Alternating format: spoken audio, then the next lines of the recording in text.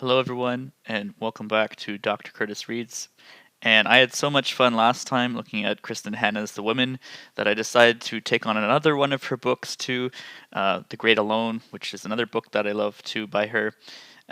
This came out a couple years earlier too. It came out in 2018, but almost as good and lots to talk about with that one too.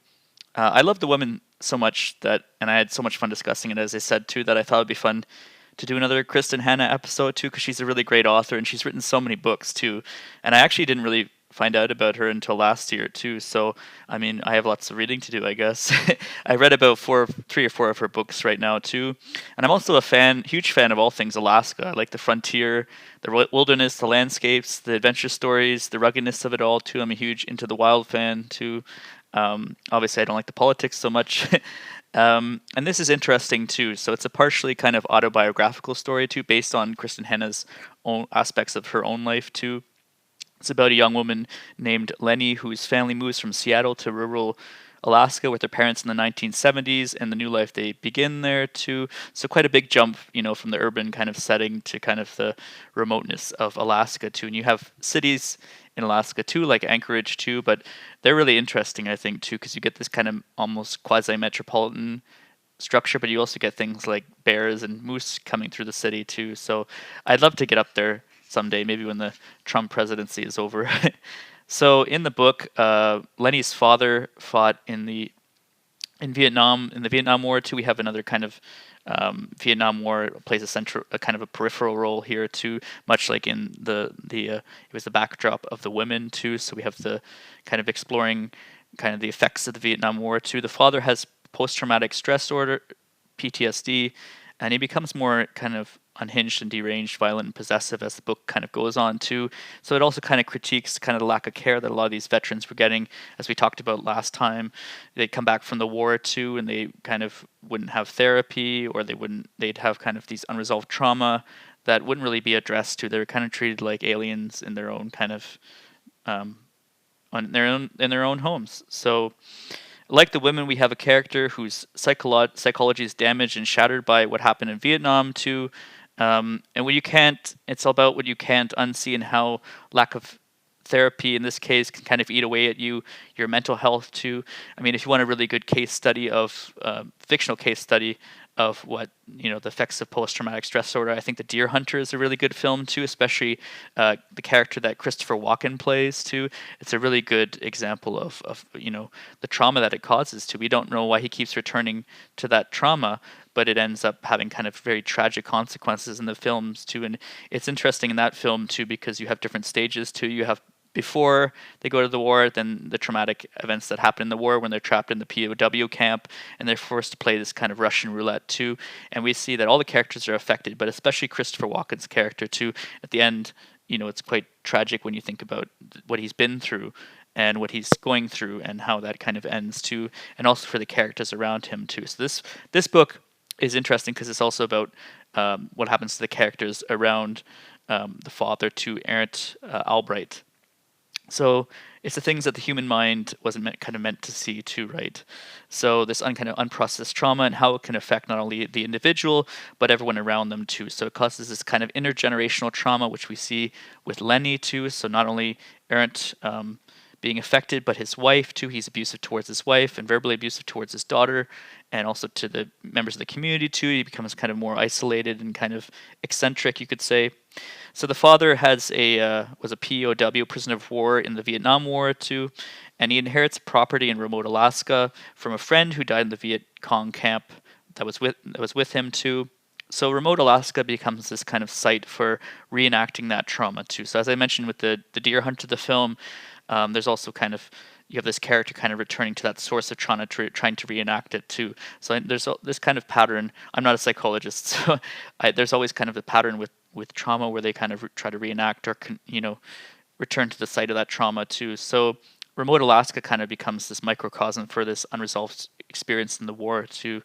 So, like the women, it is also about how the bonds between women offer catharsis, the strength to persevere, and the means to share and heal experiences too. So, Lenny and her mother, despite being abused by the father, they're kind of supported by the community, and especially by the women in the community too.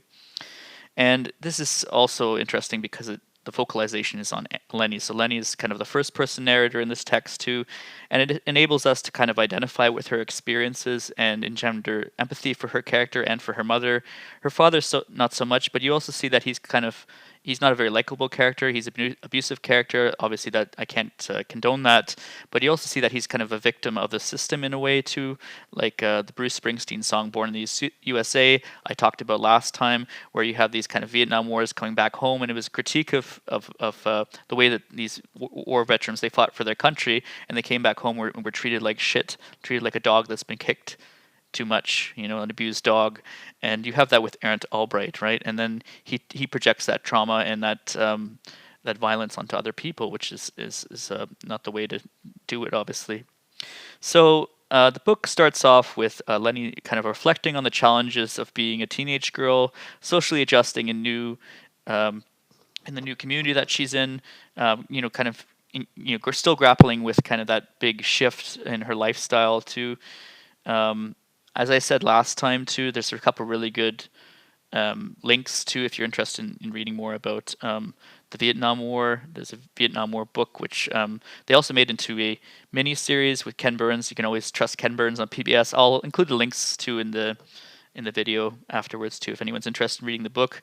It's a coffee table book. It's huge, really cool stuff in there too, and they actually have like which I thought was interesting too. They say, what if JFK, if he had lived to have a second term, what would his like role in Vietnam have been? And it was very speculative, but it kind of makes you kind of question what would have happened too.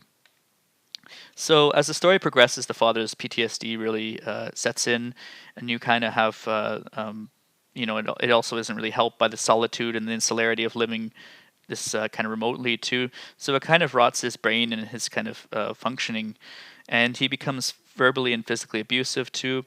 The book kind of masterfully maps how this violence festers, escalates, and shifts too. So it doesn't just start off as kind of this toxic relationship to it's incremental too. And you see kind of little signifiers where it kind of catalyzes and gets worse as the text goes on too.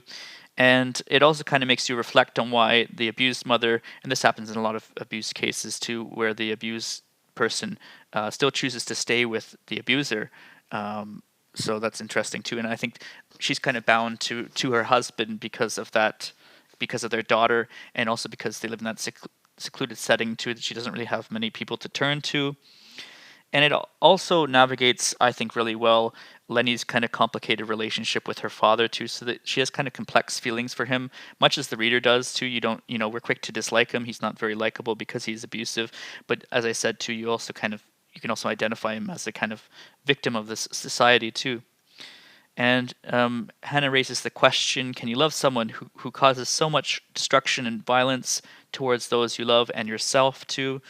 So the book, in that sense, is also about forgiveness too. It's about forgiving the past, what we couldn't do, about forgiving others, those we love, holding accountability for actions, and most importantly, I think, because this is something that's probably the most important thing about forgiveness, it's about forgiving yourself. Um, so the father is an easy target to hate, especially as we see him deteriorate. He becomes more extreme and radicalized, and I actually thought he would be more violent to the townsfolk around him too, but it's more directed towards his family. Um, the book is more interested in the dynamics between him and Lenny and her mother, Cora. And I think in this sense too, I mean, there's other kind of texts, where the kind of traumatized father went on these kind of weird tangents with the family too. I think the Mosquito Coast with Harrison Ford is another kind of example of that too. And in real life, we have the case of Ruby Ridge, or kind of which I'll talk about too. I think Errant Albright also feels very kind of Ruby Ridge, like the Warren character, Randy Weaver, or like kind of a mega in his kind of delusions too. So he has this very kind of conspiratorial view of the world too, and he operates in isolation too. So he's kind of a lone wolf too.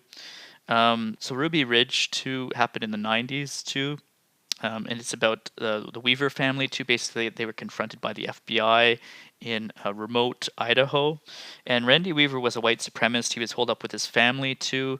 He was a white supremacist. We have evidence for that too. So he hosted kind of white supremacist gangs, the Aryan Nation, and he also held a lot of kind of white supremacist beliefs too. This kind of social Darwinism nonsense.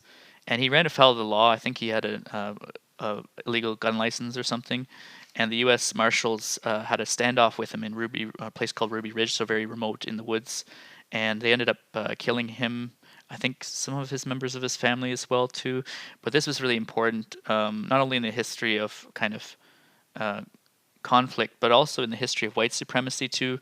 Kathleen Bilu, and I'll also put a link in for this too. She has an amazing book called "Bringing the War Back Home." She studies the history of white supremacy, and she ties in three events. So you have Ruby Ridge, and then you have the siege at Waco in Texas, and then you have the Oklahoma City bombing, which came later too. So these are all kind of tied together too.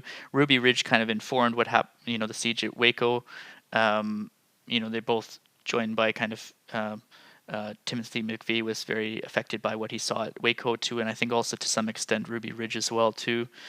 And libertarians, right-wing libertarians, and white supremacists hold up the siege at Waco and Ruby Ridge as instances of government overreach. So the idea that kind of the government went too far, they had kind of went beyond their jurisdiction, and they kind of um, snuffed out the lives of this family.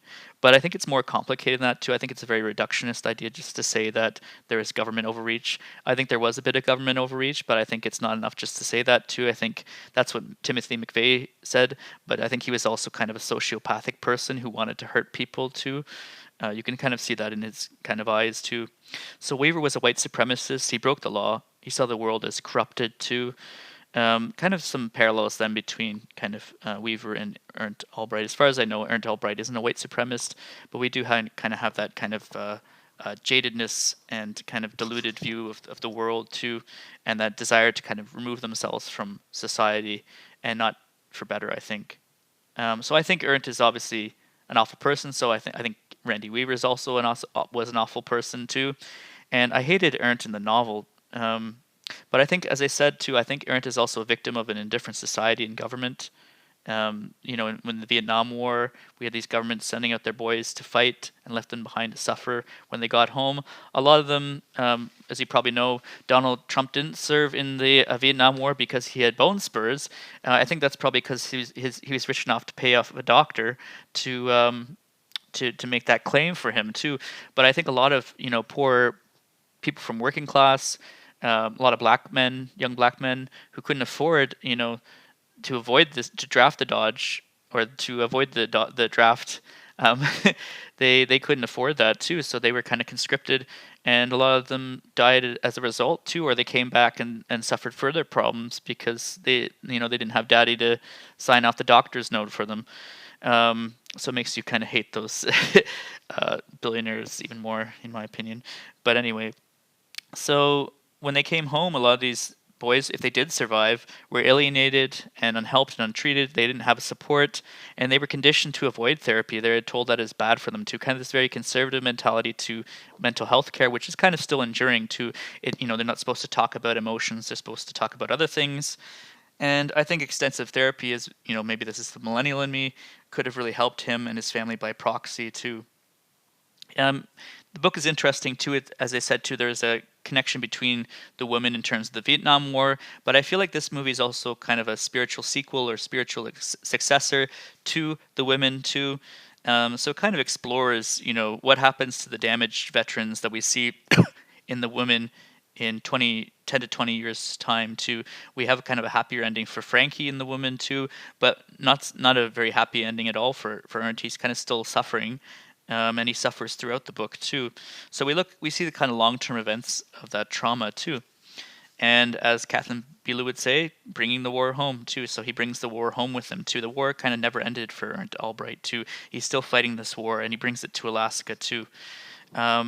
So Ernst and Frankie chose different paths, very opposite trajectories too. I think Ernst chooses to internalize everything too, and he doesn't have the kind of support group necessarily that Frankie has too. So it is also about the community that the family becomes a part of too. The community looks after and takes care of them. And I was touched by the kindness and empathy of a lot of the characters in the community too. So you have characters like Tom Walker and Large Marge, that's her name, and they act as a sort of extended family and a support group too. So they help Cora and Lenny, even when Ernst is extremely difficult too. I think it would have been interesting to have more indigenous characters too. It was very white centric, the townsfolk. Maybe that's what it's like in some parts of Alaska. I don't know. I've never been there, but it would have been cool to have more indigenous characters. I think it's always nice to have more indigenous characters in the mix, especially if you're up in Alaska. But what do I know? So Kristin Hannah has a way with endings too. I always like her endings; they're always really good. Even in the Four Winds, which was a little bit more pessimistic, I thought that was a good ending. So this book, like The Women, also a very satisfying ending too. Kind of bittersweet as well too in some ways, given the hardships that the characters have to endure and the kind of consequences of what happens to. It's told over a period of time too. So we have kind of when they're leaving Seattle to when they first arrive to when Ernst's health deteriorates to um, Lenny becoming a young woman and finding love, and I think it's really well done. So I think great one from me. The Great Alone delivers, in my opinion, too. I'll include the links for Ruby Ridge and Kathleen Belu's book and the Vietnam War series, PBS, too. I think it's a really hard time for a lot of the networks in the US right now, too. PBS always has great coverage, too, especially Ken Burns' work. And I'm happy to kind of share that and encourage you to watch it on the website if you can. If you can't, if you're outside of the US, try to you can use a VPN to watch it. But PBS always has great stuff. They have this Vietnam War series. They have a really good episode actually on Ruby Ridge, and they also have all this other content too. So Ken Burns has done a lot of stuff. He's done the history of the Civil War. So check out PBS. It's great. I say that as a Canadian too, but I love PBS, and I think it's worth investigating. So investigate PBS, investigate this book, and I hope all of you have a great week. I'll see you next time. Signing off.